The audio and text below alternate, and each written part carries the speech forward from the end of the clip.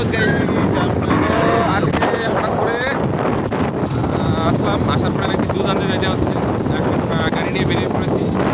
এই দেখাচ্ছি, এই যে গাড়ি, আর এই যে আমি গাড়ি চালাচ্ছি, ঠিক আছে। আর ভাইকে দিচ্ছি ফোনটা করার জন্য। ধর, আরও দূরে ধর, আরও দূরে ধর।